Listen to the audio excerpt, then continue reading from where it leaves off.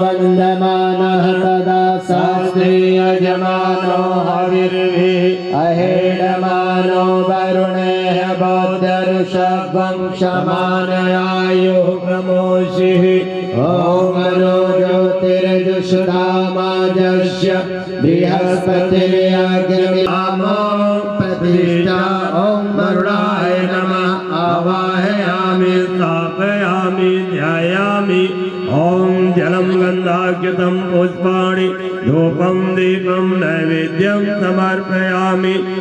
दीपक हमारे अंदर के अंधकार को दूर करता है। तो आज उस पावन ज्ञान को हम लोग यहाँ पे सुनने बैठे हैं। यहाँ दीप प्रज्वलन हो रहा है, सभी लोग हाथ जोड़ दें। ओम अग्निर्ज्योतिर्ज्योतिराग्निः स्वाहा सूर्यो ज्योतिर्ज्योतिः सूर्यः स्वाहा अग्निर्वर्चो ज्योतिर्वर्चः स्वाहा सूर्यो वर्चो ज्योतिर्वर्चः स्वाहा ज्योतिः सूर्यः सूर्यो ज्योतिः स्वाहा। ओम ज्योतिर्वर्चाय नमः आवाहयामि स्थापयामि ध्यायामि ओम जलं गन्धाख्यं पुष्पाणि धूपं दीपं नैवेद्यं समर्पयामि। इसी के साथ में ऐसे युग ऋषि युग व्यास जिन्होंने इस पावन ग्रंथ की रचना की है, ऐसे गुरु इस धरती पर कभी कभी आते हैं, लाखों करोड़ों वर्ष के बाद में आते हैं, योग की समस्या का समाधान करते हैं। और समाधान किसी तंत्र मंत्र से नहीं होता है, समाधान किसी ताबीज बांधने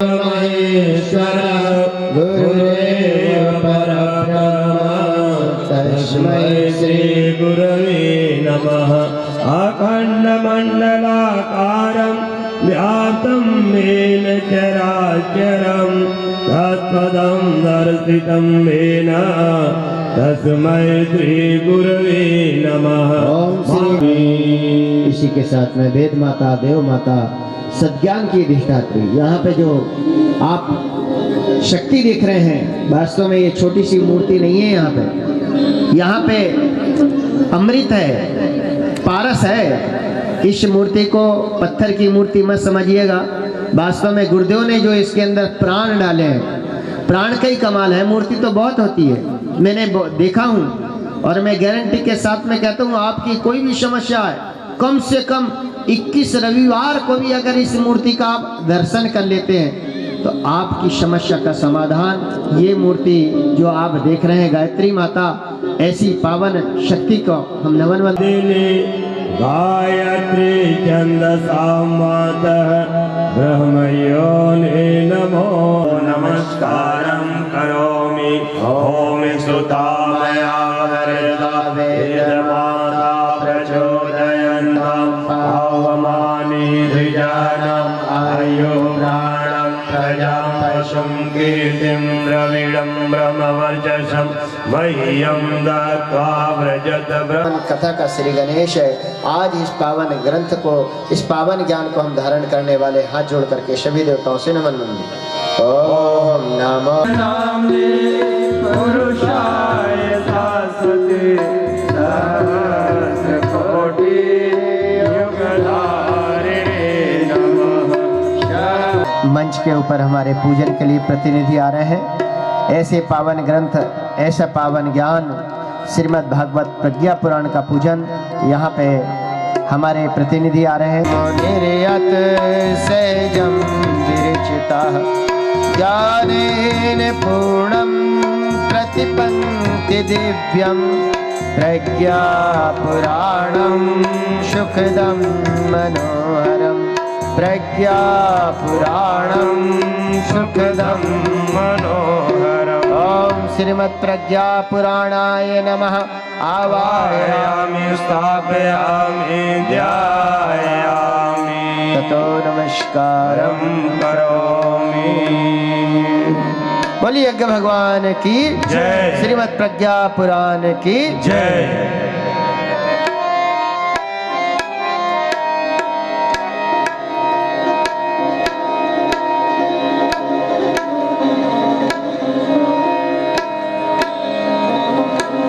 चारों ओर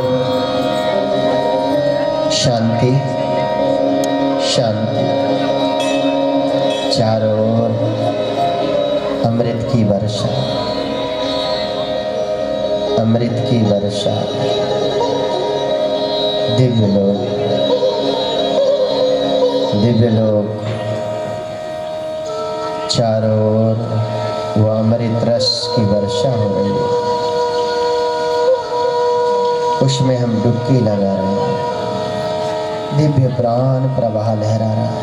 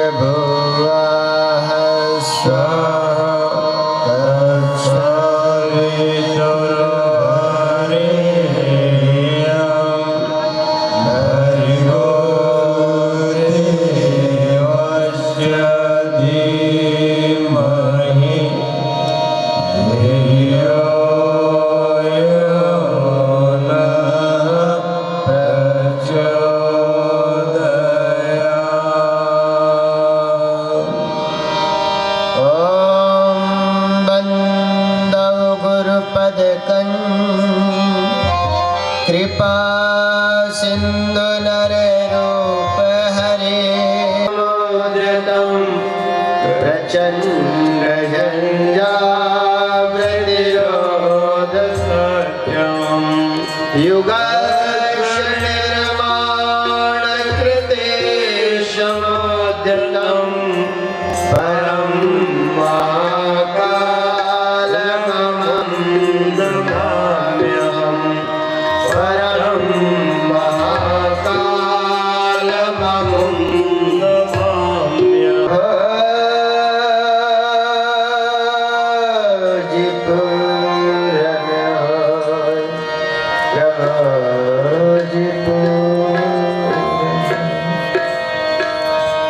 शक्ति स्वरूपा माताओं बहनों, जो तुल्य हमारे आत्मी बंधुओं, भारत के भावी, अभी हमारे भाई बता रहे थे कि एक हमारा परिवार है जिनने ट्यूबवेल के लिए यहाँ पैसा दे दिया। क्या ये क्यों दे दिए पता है आपको?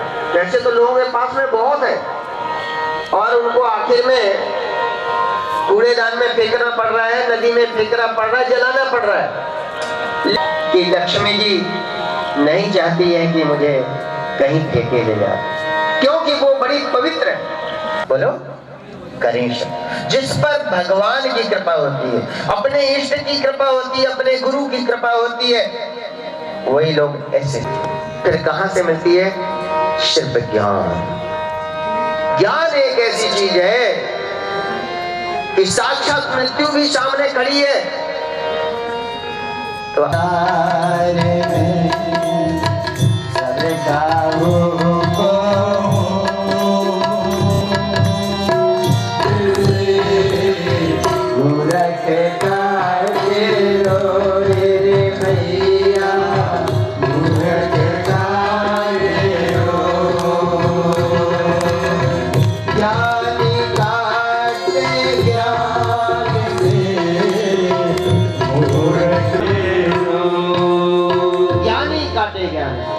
वास्तव में शास्त्र कहता है कि जीवन है उनका।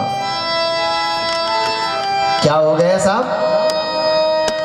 नहीं साहब, हमारे पास तो समय नहीं है, तो कमाओ पैसे, भागते रहो 24 घंटे,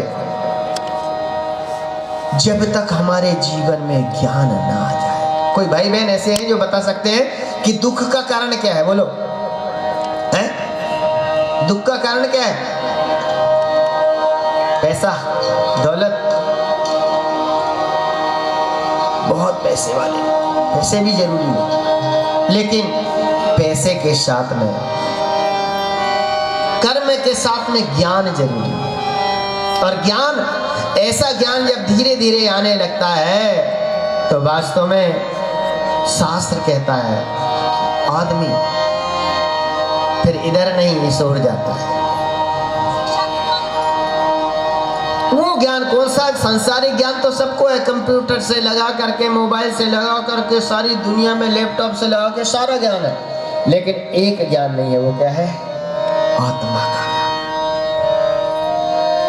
गुरुदेव एक पुस्तक लिखे यहाँ पे, आप ले जाइए खरीद करके, मैं कौन हूं, व्हाट एम आई। उसमें 4 अध्याय है। वो कहते हैं कि संसार का ज्ञान के साथ जैसे जैसे आपको आत्मा का ज्ञान होने लग जाए और आत्मा की खोज जिस दिन करने लग जाओगे, एक दिन आप उसको, अभी किसका ज्ञान है हमको? महंगे कपड़े पहनने का ज्ञान है। अभी काय का ज्ञान है? अच्छा खाना खाने का ज्ञान है, तो हम महंगे कपड़े। पड़ोस वाले ने 15,000 की साड़ी पहनी है तो हमको 20,000 की खरीदना है। महंगी होटल में जाके भोजन कर रहे हैं तो उससे महंगी में, क्यों? हमको उसी का ज्ञान। पड़ोस वाले ने 40 लाख की गाड़ी खरीदा तो हमको 50 लाख की खरीदना है, क्योंकि उसी का ज्ञान। गुरुदेव कहते हैं जिस दिन बेटा आपको आत्मा का ज्ञान, आत्मा का ज्ञान, उसी दिन आपके अंदर से तृष्णा खत्म होने लग जाएगी। उसी दिन से ये संसार आपको फीका लगने लग जाएगा। फिर कहां भागोगे? उधर नहीं भागोगे। आत्मा का ज्ञान जैसे जैसे होता है वैसे ही हमारे छोटे छोटे बच्चे वो ज्ञान की मसाल लेकर के पूरे महाराष्ट्र में नहीं पूरी दुनिया में संत ज्ञानेश्वर ने वो प्रकाश फैला दिया। क्यों साहब? जैसे जैसे आत्मा का ज्ञान होने लगता है, मीरा राज महल में नहीं, मैं कल की कथा में आपको बताऊंगा। 2 चीजें, सुख और आनंद। आज सारे संसार में बहनें कहीं सुरक्षित नहीं, चारों तरफ असुरक्षित। घर में बैठी है तो पति की प्रताड़ना से लगा करके अपनी सास की प्रताड़ना, क्यों साहब? बाहर आ रही है सिसकती।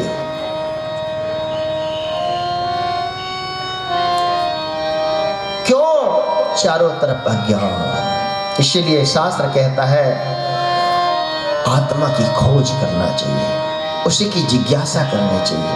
तो वास्तविक जब आत्म तत्व की प्राप्ति हो जाती है तो आदमी ये मरण धर्मा संसार से मुक्त हो जाता है, ऊंचा उठ जाता है, जीवन को धन्य कर लेता है। वो कैसे होगा? वो कंप्यूटर से नहीं होगा, वो स्कूल कॉलेज में नहीं होगा, वो हमारे यहाँ पे कथा, जीवन की व्यथा को दूर करने वाली, शास्त्र कहता है कथा आज से नहीं ऐसे ऐसे व्यक्ति होने वाली है। लेकिन उस व्यक्ति ने 7 दिन के अंदर अपने जीवन को धन्य कर लिया। 7 दिन के अंदर कैसे? उस पावन ज्ञान को सुनकर, उस कथा को सुनकर। हमारे यहाँ पे सबके घर घर में पावन कथा होती थी। तुलसीदास बाबा ने कहा है हर सबके ग्रह ग्रह हो ही पुराना, सबके ग्रह ग्रह हो ही पुराना, रामचरित पावन विधि नाना, रामचरित पावन विधि नाना। सबके घर घर में कथा होती थी और सभी सुखी रहते थे, सभी निरोग रहते थे। तुलसीदास बाबा ने कहा है दैहिक दैविक भौतिक तापा, दैहिक दैविक भौतिक तापा, राम राज्य का हो नहीं व्यापा, राम राज्य आओ नहीं व्यापा, सब नर नारी करस पर प्रीति, सब नर करहि परस पर प्रीति, चलहि स्वधर्म निरत सुधि नीति, चलहि स्वधर्म निरत सुधि नीति। तुलसीदास बाबा जी क्या बोलते हैं? सबके ग्रह ग्रह हो, सबके यहाँ पे उस कथा का, उस पावन पुराण का ज्ञान अर्जन करते थे। और जब वो ज्ञान होता था तो कोई आदमी बीमार नहीं होता। दैहिक दैविक भौतिकता हर आदमी स्वस्थ रहता था। स्वस्थ होने के कारण क्या थे? क्योंकि उसको पता था कि पानी कब पीना चाहिए। छोटा सा बच्चा होता था, बचपन में उसको पानी पिलाया जाता था। 1 गिलास पानी जो बच्चा सवेरे सवेरे पीता है उसको जीवन में कभी कब्ज नहीं होता है। ये सुंदरकांड में सारा वर्णन आता है। जो भाई बहन खड़े खड़े पानी पीते हैं उसके घुटने में दर्द 100% हो नहीं है। ये कहाँ मिलता था? ये दुकान में नहीं मिलता था। ये कॉलेज का ज्ञान नहीं है। स्वस्थ रहने का ज्ञान हमारे ऋषियों ने ये वेद पुराण में भरे हुए थे। ऐसा ऊंचा ज्ञान गुरुजी ने एक पुस्तक लिखी है 20 नंबर में, उसके पृष्ठ क्रमांक 2.15 को पढ़ लीजिए। 90% बीमारी आपकी खत्म। वो क्या कहते हैं? जो बच्चा मुंह से श्वास लेता है सोते समय, वो जीवन में कभी स्वस्थ नहीं रह सकता। लोग कहते हैं दमादम के साथ में भाग जाता है, वो मरता है तभी उसकी अस्थमा की बीमारी ठीक होती है। लेकिन मैंने कई लोगों को सिर्फ इसी चीज से ठीक कर दिया। आप लोगों को भी अगर कई बीमारी है तो बड़ी गजब की पुस्तक है। और आज तो समय का अभाव है, नहीं तो आपको मैं बताता कि ये ज्ञान कितना ऊंचा था हमारे ऋषियों को, कि सोना कैसे चाहिए, आप किस तरफ सर करना चाहिए। आपको बच्चा अगर सो गया तो उसको देखिए कहीं वो श्वास मुंह से नहीं ले रहा है। अगर मुंह से ले रहा है तो हल्का सा उसका सिराना नीचे करके और उसकी गर्दन को थोड़ा ऊंचा कर दीजिए तो मुंह बंद हो जाएगा, नाक से श्वास शुरू हो जाएगा। ये प्राणायाम क्या है? हम आपको क्या बता रहे हैं? हम वो कथा की बात बता रहे हैं जिससे व्यथा दूर हो जाती है, सारे दर्द खत्म हो जाते हैं, दुख खत्म हो जाते हैं। भाइयों बहनों, इसलिए आज की उस पावन कथा में आप लोग बैठे हैं। आइए उस पावन कथा को हम लोग बड़े ध्यान से सुने, जिस कथा को सुनने के लिए हृदय के पट खोलना पड़ता है। जिस कथा को ऋषियों ने सुना था, माता पार्वती को कथा सुनाया था। कौन सी कथा? जो धन्य हो गया, अमर हो गया। आज भी वो छोटा सा बालक उत्तर दिशा में धन्य है। तो हम उस कथा को बहुत कम समय हमारे शुक्ला जी भाई साहब ने दिया है। 7 बजे से पहले पहले हमको ख़त्म करना है, 15 मिनट का समय है। तो आइए एक छोटा सा गीत और इसके बाद में थोड़ी सी कथा शुरू करके फिर आरती करके आप लोग जाएंगे। सुनो कथा हृदय, सुनो हृदय पटखोल सब जन, यह पावन प्रज्ञा पुराण है। सभी लोग ताली बजाते हैं।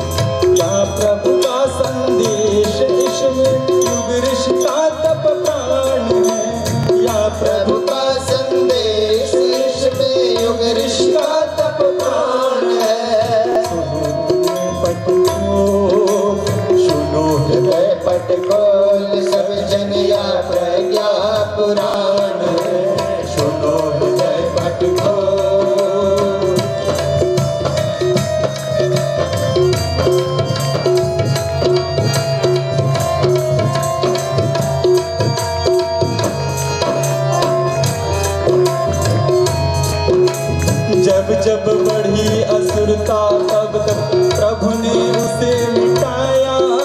प्रभु के संग संग युग दूतों ने निज कर्तव्य निभाया है। जब जब बढ़ी असुरता तब तक प्रभु ने उसे निभाया है। प्रभु के संग संग युग दूतों ने निज कर्तव्य निभाया है। निज कर्तव्य निभाया है। जागृत हो युग को, जागृत हो युग ज्योत किससे या ज्ञान है।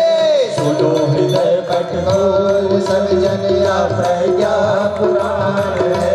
सुनो हृदय कठोर सब जन या प्रज्ञा पुराण है।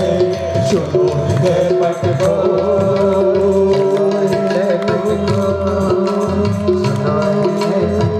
आइए कमर शिली करके बैठ जाए और क्या ऋषि कह रहे हैं हृदय के पट खोल करके सुने। स्वे चक्रे भावनीम कार्य पद्धतिम, लोक कल्याण को जन जन तक पहुंचाने का, प्रचार विस्तार करने का व्रत लेकर निरंतर विचरण करने वाले नारद ऋषियों में सर्वश्रेष्ठ गुणी हैं। और एकमात्र नारद ही ऐसे हैं जिनको देव ऋषि की उपाधि मिली।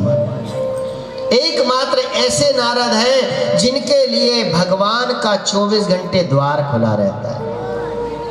और अभी भी जो नारद के जैसे वास्तव में धर्म का प्रचार करते हैं, संस्कृति को बचाने के लिए प्रयास करते हैं, उनके लिए 24 घंटे गायत्री माता का दरबार, 24 घंटे उनका आशीर्वाद उन्हीं के लिए।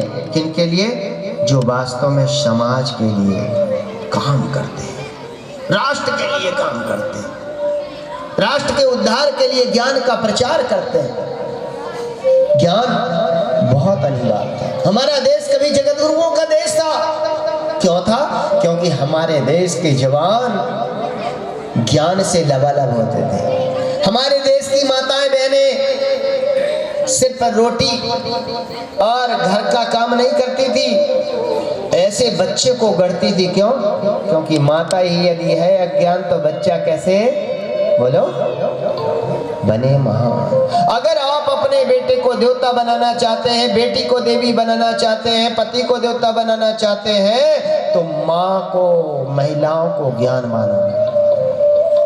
पति ने कहा, देखिए शादी हो गई हमारी, कितना आनंद आता है, हम दोनों पति पत्नी हो गए।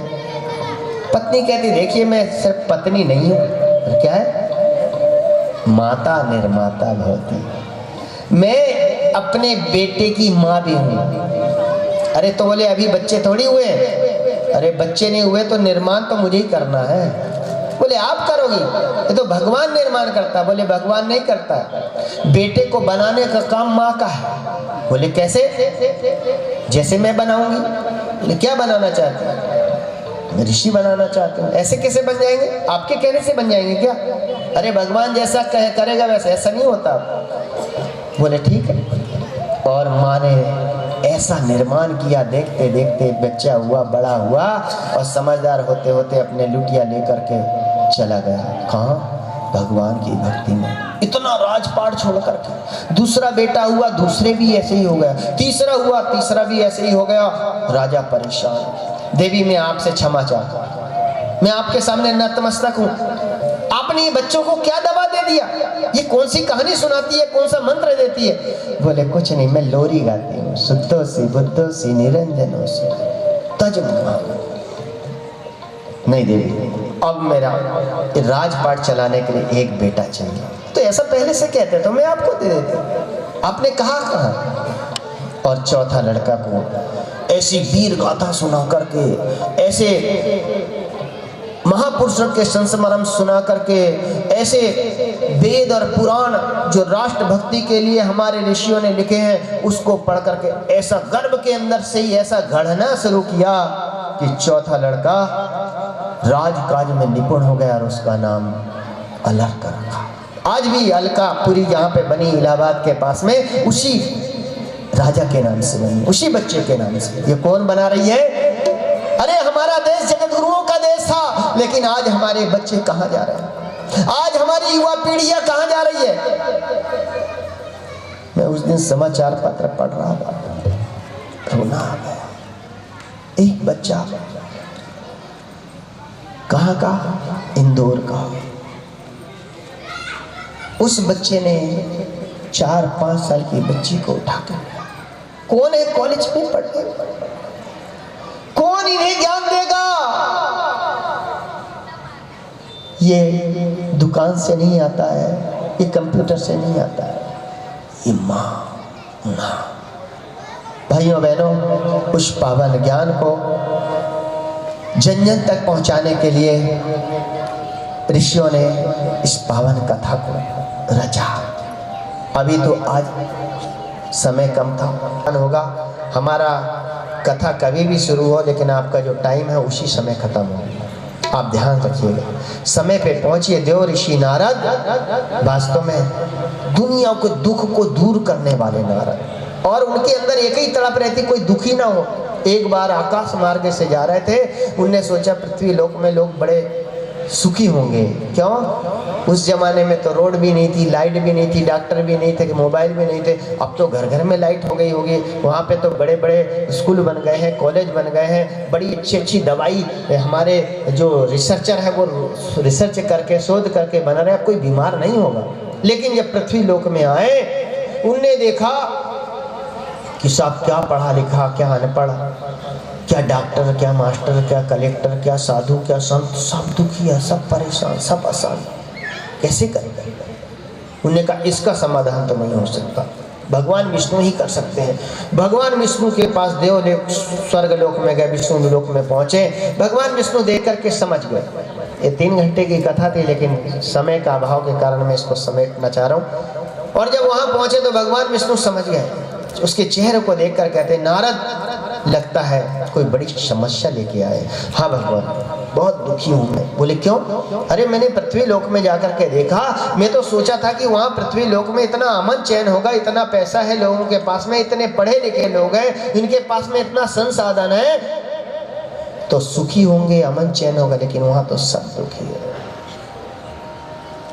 आज जितना ज्यादा सुरक्षा बढ़ाई जा रही है, उतनी असुरक्षा है। आज ना किसी का तन सुखी है, ना किसी का मन सुखी है, ना किसी का जीवन सुखी है। आज दवाई वाले लोग हमारे जीवन से खिलवाड़ कर रहे हैं, ना किसी बहनों की इज्जत, कहीं पे सुरक्षा। फिर भगवान विष्णु ध्यान में गए, उन्होंने देखा और उन्होंने कहा, नारद, पृथ्वी लोक में दुख का एक ही कारण है, वो क्या है? अचिंत चिंतन आ जाता। सब कुछ बन गई, रोड बन गई, मकान बन गई, बिल्डिंग बन गई, सारे मेट्रो शहर, चारों तरफ मेट्रो ट्रेन चल रही, लेकिन एक चीज बिगड़ गई नारद, वो क्या है? बुद्धि, विचार। अचिंत चिंतन आ जाता, और जब चिंतन बिगड़ जाता है तो लड़के का चरित्र बिगड़ जाता है, चिंतन बिगड़ जाता है तो बहनों का चरित्र बिगड़ जाता है, और जिसका चरित्र बिगड़ जाए उसका घर बिगड़ जाता है, और घर बिगड़ जाए तो पूरा परिवार बिगड़ता है, और परिवार नहीं, पूरा समाज नहीं, पूरा राष्ट्र पतन के गर्त में चला जाता है। उसके लिए क्या करें भगवान? उन्होंने कहा, भगवान विष्णु ने, कि देव ऋषि नारद, इसका समाधान किसी के पास नहीं है, वो मेरे पास। क्या करना पड़ेगा? ऐसी कोई दवा मत कहना, ऐसा कोई सूत्र मत दे देना कि लोगों को घर छोड़ना पड़े, परिवार छोड़ना पड़े, अपनी गृहस्थी छोड़ करके बाबा बनना पड़े, अपनी नौकरी छोड़ना पड़े। भगवान विष्णु कहते हैं ऐसा कुछ छोड़ने की आवश्यकता ही नहीं।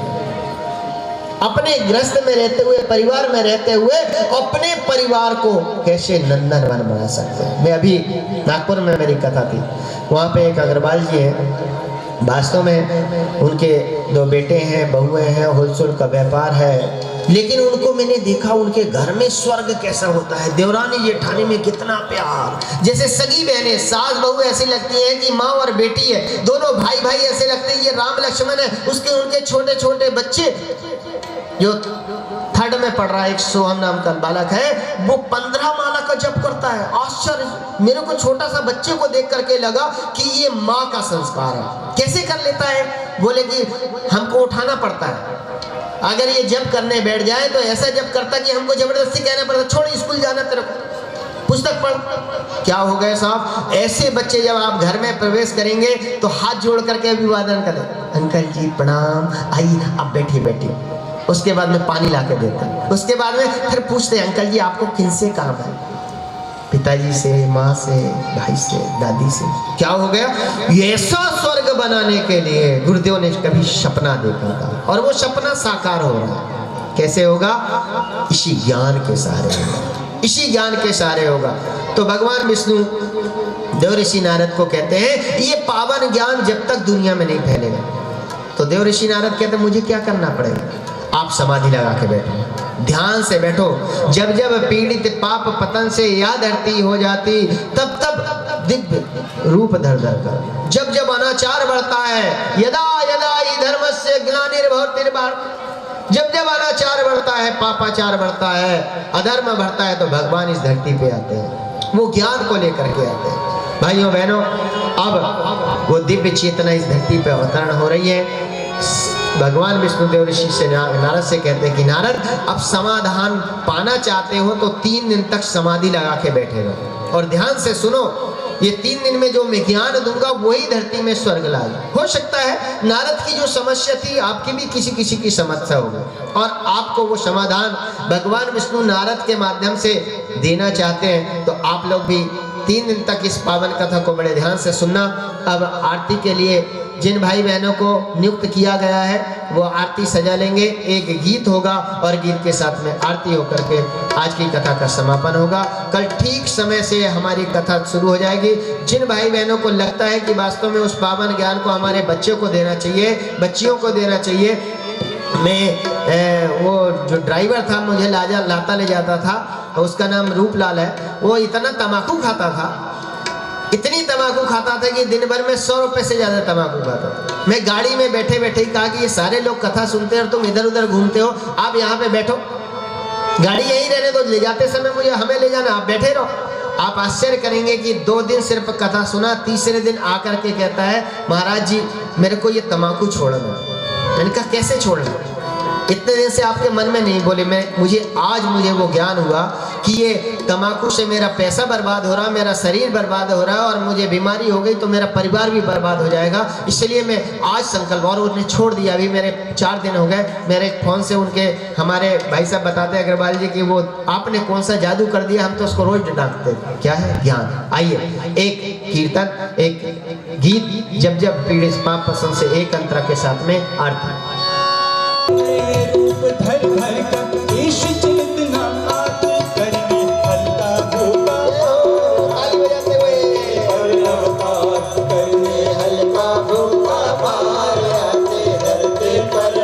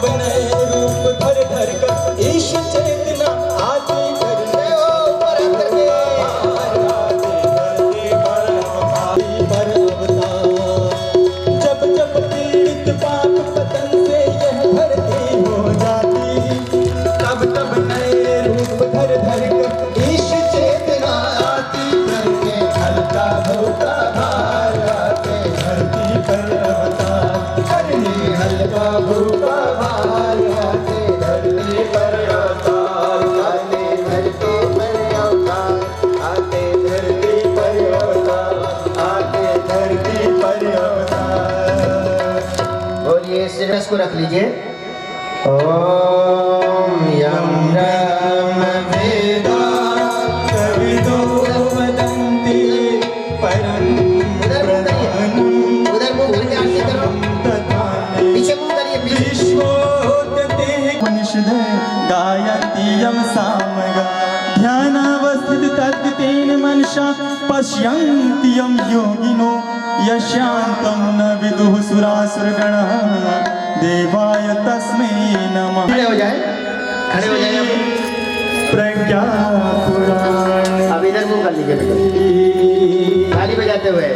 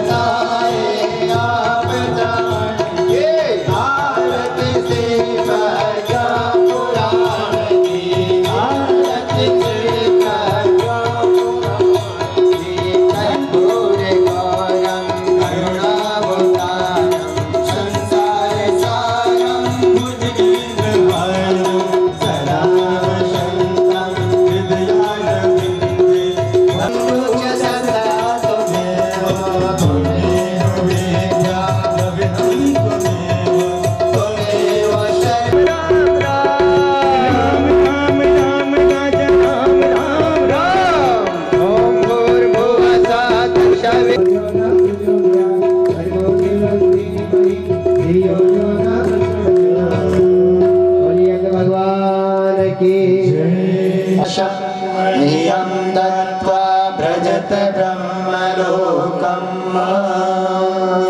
बोलिए श्रीमद् प्रज्ञा पुराण की। अब सभी लोग अपने स्थान पर बैठ जाएं। शांति अभिषिंचन शांति पाठ भगवान से प्रार्थना करें आपके घर में शांति हो। आप जिस कलश को लेकर के चल रहे थे ये बड़ा पावन कलश है। इसलिए कुल मत देखिए, एक एक शब्द का बड़ा महत्व है। ये संस्कृत का ये श्लोक साधारण नहीं है। शांति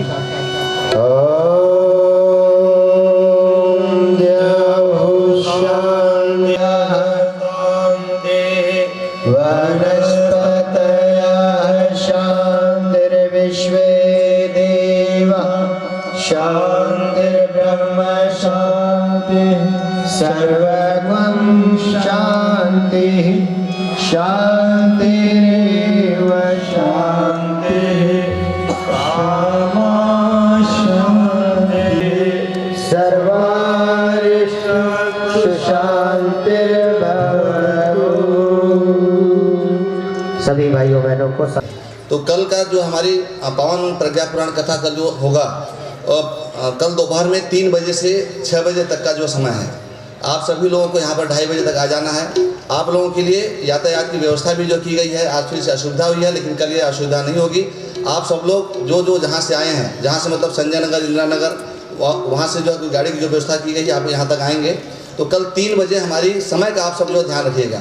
3 बजे पावन प्रज्ञा पुराण कथा जो है प्रारंभ हो जाएगी। लेकिन कल की जो जिम्मेदारी, जो देव मंच का जो पूजन, जो हमारे जो कार्यकर्ता हैं, वो हमारी श्री अनीता और होने काकू, उनसे निवेदन है कि कल जो है आप ऊपर की व्यवस्था कल आप संभालोगे और नीचे में हमारे श्री कल्पना झाड़े काकू। तो आप सबसे दोनों से निवेदन है, कल आप लोग जल्दी आकर के दोनों मंच की व्यवस्था आपकी तरफ कल रहेगा। कल आपको जिम्मेदारी संभालनी है। और कल जो है हमारे जो टोली का जो स्वागत करने के लिए कुछ हमने नाम यहाँ पर तय किए हैं। वो लोग जब कार्यक्रम शुरू होगा, लेकिन उसके पहले ही 5 मिनट पहले यहाँ पर आएंगे। उनका नाम है श्री अनुपम भगत जी, श्री मंदाताई उत्तरवार, श्री शैलजा भट्टपल्लीवार, महेश कान पल्लीवार, चंद्रशेखर गन्यारपवार। ऐसा हमने जो 4 दिन का पूरा क्रम बना करके रखा है। और इसलिए क्योंकि जो व्यक्ति जो मेहनत किया है उसको श्रेय उसको मिलना चाहिए। तो हम एक दिन पहले बताते जाएंगे। तो कल आप जिनका नाम लिया गया है सब समय से यहाँ पर उपस्थित रहेंगे। और अभी यहाँ पर पुस्तक मेला जो लगा हुआ है, उसका भी हमारे आदरणीय श्री अडेट्टीवार काका जी जो आए हैं पुणे से, हमने उनको निमंत्रण दिया, उन्होंने स्वीकार किया। बहुत व्यस्त समय था लेकिन आए हैं, तो उनके हाथों से पुस्तक मेले का उद्घाटन भी होगा। और साथ में आप सभी लोगों के लिए महाप्रसाद की व्यवस्था भी यहाँ पर की गई है। आप सब जो थके मादे यहाँ पर आए हैं, लेकिन शाम को आप यहाँ पर से आएंगे तो आपको घर जा कर के आपको भोजन नहीं बनाना है। आपके भोजन की व्यवस्था शक्तिपीठ पर ही की गई है। इसलिए डेली रोज़, इसलिए आप निश्चिंत होकर के जो है कि आपको घर जा करके खाना बनाना है ऐसा मत सोचिए। आप शाम का जो है आपको पूरे भोजन की व्यवस्था यहाँ पर की गई है। और आज भी कार्यक्रम भोजन करने के उपरांत आप सब लोगों को यातायात की, वाहन की व्यवस्था की गई है। आपको अपने जो जहाँ से आए हैं वहाँ तक जो पहुँचाने की पूरी व्यवस्था की जाएगी। किसी भी प्रकार से आप जो है चिंता मत करिएगा। सहकार्य, हाँ कहीं अगर कुछ कम ज़्यादा होता है तो आप सबसे निवेदन है कि सहकार्य जो है अवश्य जो करेंगे। और हमारे राष्ट्रवादी नगर की हमारा जो बाल संस्कार शाला भाई साहब चलता है, तो कुछ एक नाटिका यहाँ पर रखे हैं। तो हम चाहते हैं कि हम उधर पुस्तक मेले का, हमारे आदरणीय काका जी के माध्यम से हम वहाँ पर पुस्तक मेले का उद्घाटन करेंगे। और आप सब यहाँ पर बैठे रहेंगे। हमारे जो है बाल संस्कार शाला की जो बालिकाएँ हैं वो यहाँ पर अपनी नाटिका भी प्रस्तुत करेंगे। इसकी सूचना हमारे श्री अशोक भाई साहब जो यहाँ के युवा प्रकोष्ठ के जिला समन्वयक हैं, उनसे चाहता हूँ कि आज की जो सूचना है हमारे राष्ट्रवादी नगर के बच्चियां प्रस्तुत कर रही है। सभी से निवेदन है कृपया बैठे रहें, नाटिका का आनंद लें। माता मुद्दा सारखा मनुष्य बनावा। आपण वर्तमानपत्रात टीव्हीवर अनेक घटना वाचत असतो। परवाची घटना आहे, एका उच्च शिक्षित प्राध्यापकाने नुकताच लग्न झालेल्या आपल्या पत्नीचा हुंड्यासाठी तिला जाळून टाकलं। तो जर शिकून प्राध्यापक झाला परंतु माणूस झाला नाही। माणूस झाला असता तर आपल्या बायकोला जाळलं नसतं। आज अधर्म, पाप, भ्रष्टाचार, दुराचार सीमेला पोहोचण्याचं कारण म्हणजे मनुष्याचं खानपान, चरित्र, चिंतन, व्यवहार बिघडलेला आहे। लहान मुलांवर संस्कार नाही,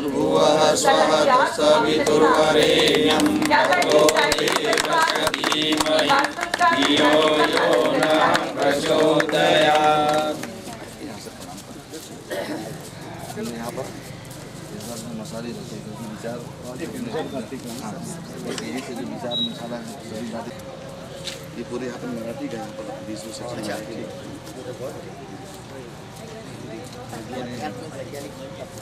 अलग से सेट रखेंगे और विद्यार्थियों के लिए अलग से आ जाओ भविष्य के लिए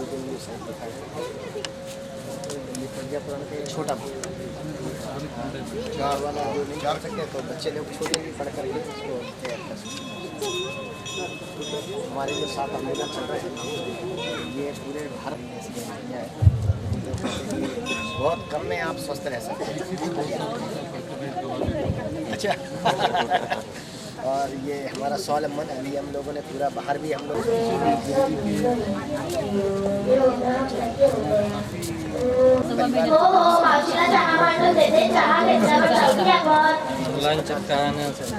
बदल सकते हैं।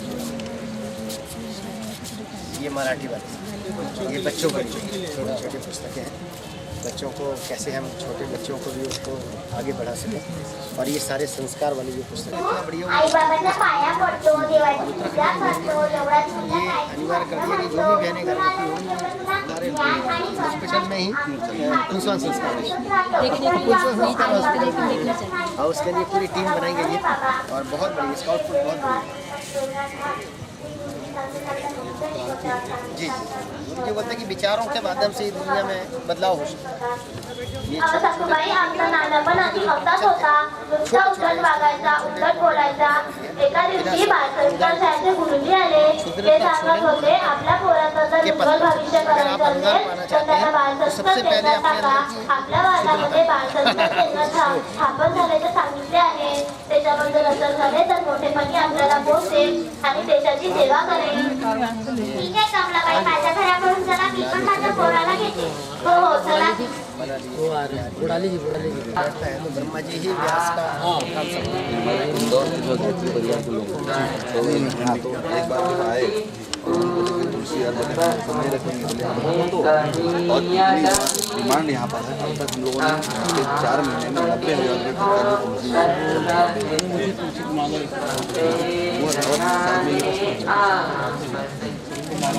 ये है और ये तुलसी क्या तुलसी की है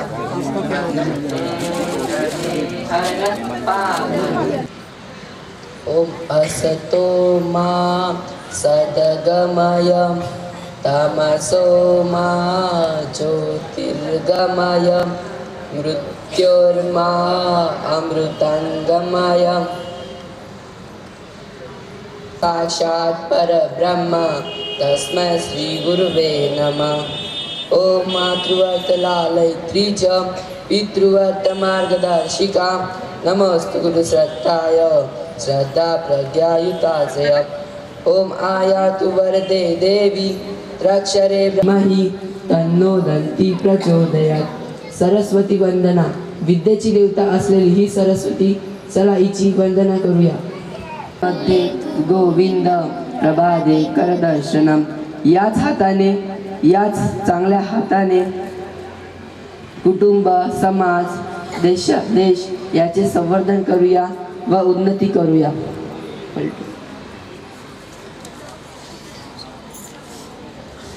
समुद्र वसने देवी पर्वतस्तन मंडले विष्णुपत्नी नमस्तुभ्यं पाद। विद्यार्थ्याने ज्ञानप्राप्तीसाठी जिज्ञासा ठेवावी तसेच आपले ज्ञान प्राप्त करावे असे कावड्यापासून शिकावे। बको ध्यानम विद्यार्थ्याने निद्रा अल्प झोप विद्यार्थ्याने सुद्धा आपल्या जीवनात लक्ष्याला प्राप्त करण्यासाठी सावधान व जागृत असावे। त्याची झोप ही सात्विक असावी। असुरी साक्षी उभी हो।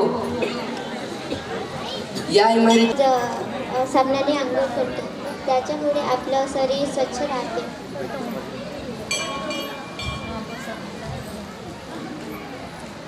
शाळा खूप चांगली वाटली आम्हाला तुमची बालसंस्कार शाळा।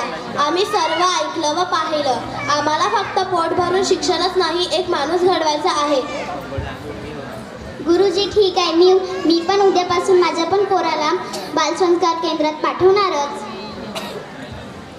माझ्या प्रिय बंधू आणि भगिनींनो, आज मनुष्य अन्न, वस्त्र, कपडा, लत्ता यांनी मरून राहिलेला नाही, तर चांगल्या विचारांनी मरत आहे.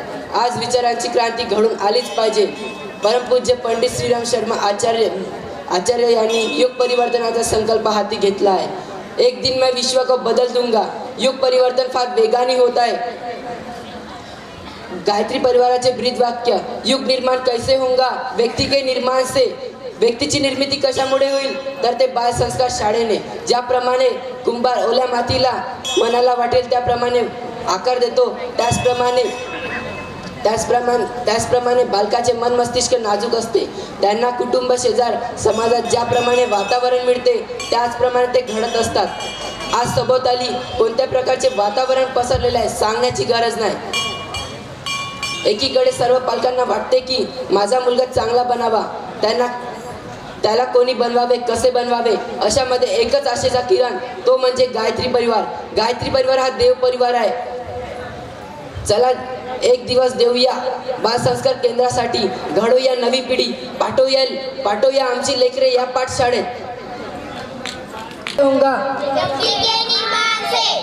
बाल संस्कार शाळा बाल मनों में देवत्व उभारने वाला आधुनिक गुरुकुल है.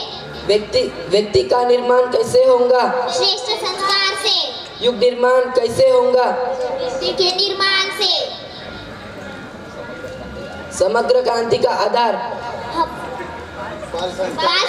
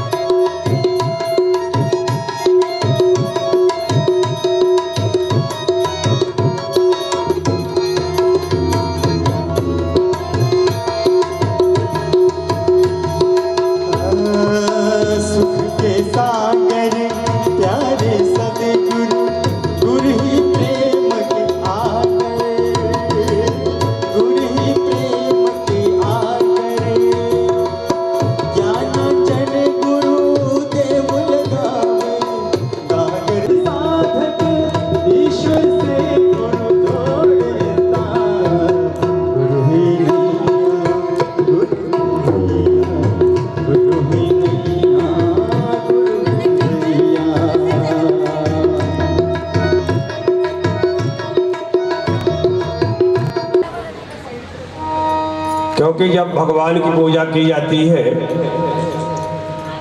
तो अपने और अपने भगवान के बीच में कोई तीसरे का वहाँ पर कोई अधिकार, आधिपत्य नहीं होता. उसमें हम रहते हैं और हमारा भगवान रहता है. यही भगवान की पूजा है. अपने और अपने भगवान के बीच में किसी तीसरे का दखल नहीं देना चाहिए. यदि आप किसी तीसरे का दखल देते हैं तो आप न अपने के होते हैं और न भगवान के होते हैं. दोनों से आप खाली हो जाते हैं.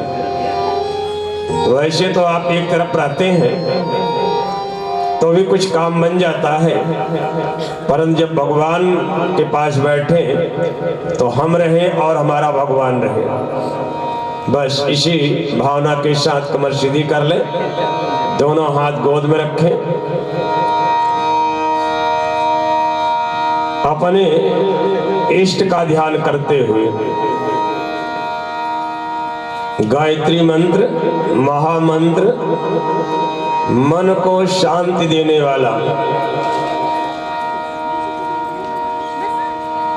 आत्मा को जगाने वाला, परिवार में सुख शांति लाने वाला, समाज में सुव्यवस्था लाने वाला और राष्ट्र को महान बनाने वाला और विश्व में शांति लाने वाला मंत्र गायत्री मंत्र, महामंत्र एक साथ एक स्वर हमारे साथ साथ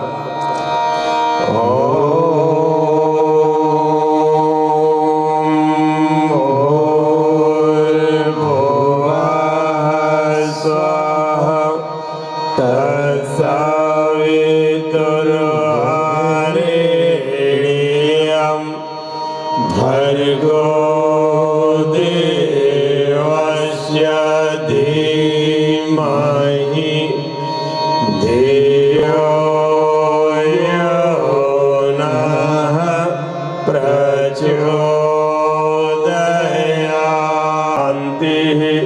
शान्तिः शान्तिः सर्वारिष्टस्व शान्तिर्भवतु।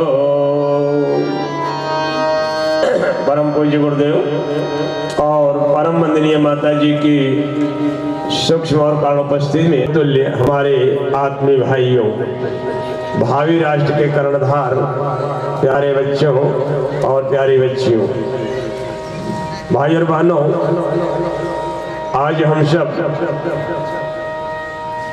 यज्ञ करने के लिए यहाँ बैठे हुए हैं। तो यज्ञ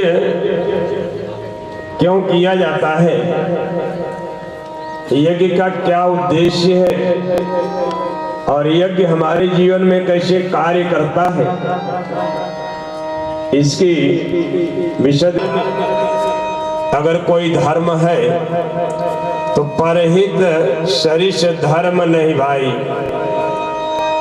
कि दूसरों का भला करना, दूसरों का उपकार करना, ये इतना बड़ा धर्म है, इतना बड़ा धर्म है कि इससे बड़ा कोई धर्म हो ही नहीं सकता, इससे बड़ा कोई धर्म हो ही नहीं सकता। परहित सरिष धर्म नहीं भाई। और पर पीड़ा, अगर हम किसी को दुख देते हैं तो इससे बड़ा कोई अधर्म ही नहीं है, इससे बड़ा कोई अधर्म भी नहीं है।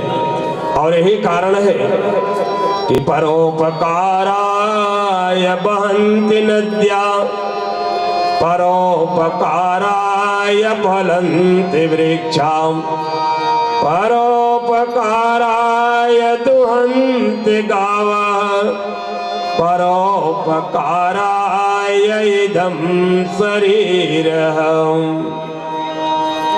कि मनुष्य तो मनुष्य, जड़ चेतन भी, नदियां परोपकार के लिए निरंतर बहती रहती हैं।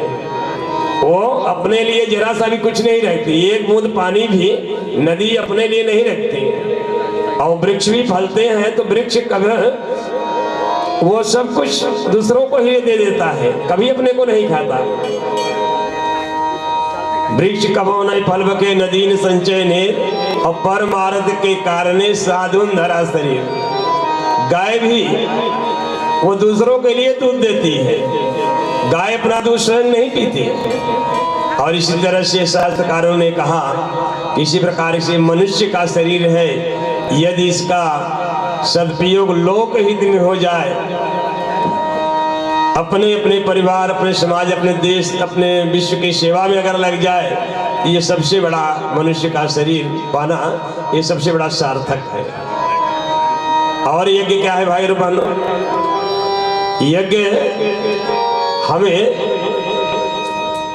संगति करना सिखाता है, देव पूजन सिखाता है, दान देने की प्रक्रिया हमको सिखाता है। देव पूजन का मतलब सत प्रवृत्तियों का संवर्धन। आज समाज में दुष्प्रवृत्तियों का बोलबाला है, और जिस दिन यह यज्ञ एक आंदोलन के रूप में जो परम पूज्य गुरुदेव ने चलाया है, ग्रामे ग्रामे गायत्री यज्ञ, गृहे गृहे उपासना, जिस दिन ये हर घर में यज्ञ होना शुरू हो जाएगा, हर घर में उपासना शुरू हो जाएगी, तो मनुष्य को देवी और देवता बनने में और धरती को स्वर्ग भरने में जरा सा भी देर नहीं लगेगी, जरा सा भी देर नहीं लगेगी। क्यों? क्योंकि यज्ञ से इसका जो वैज्ञानिक उद्देश्य है वह है, यज्ञ से इकोलॉजी बैलेंस ठीक होता है, प्रकृति चक्र नियमन ठीक होता है। इसलिए देव पूजन की व्यवस्था बनाई कि हम दैवी गुणों का सम्मान अपने जीवन में करें। दैवी गुणों का क्षमा, दया, करुणा, उदारता, सेवा, सौजन्य, पराक्रम, पुरुषार्थ, परमार्थ, साहस, शौर्य, पराक्रम, ओजस, तेजस, वर्चस, इसकी वृद्धि करें। यही है देव पूजन। देव पूजन का मतलब ये नहीं कि हम देवता के सामने खड़े हो जाएं और उनका पूजन करें, ये तो ठीक है, परंतु यह है कि उन दैवी गुणों को आत्मसात करना होता है जिसके कारण जिनकी जिन देवी देवताओं का हम पूजन कर रहे हैं और वो पूजन के योग्य बने हैं, तो उन गुणों को हम भी धारण करें जिससे कि हम भी उसी देवता की तरह पूजे जा सकें। ये मनुष्य की पहली उपलब्धि है, दैवी गुणों को धारण करना। दूसरा है संगतिकरण। संगतिकरण का आशय होता है संगठन। संगठन, ये हाथ की 5 उंगलियां होती हैं, ये ठीक है कि ये हाथ की 5 उंगलियां हैं, लेकिन ये 5 उंगलियां बराबर नहीं होती, ये बराबर नहीं होते। ऐसा ही समाज होता है। समाज एक ही है, लेकिन समाज के सारे व्यक्ति एक जैसे हैं, एक जैसे नहीं होते।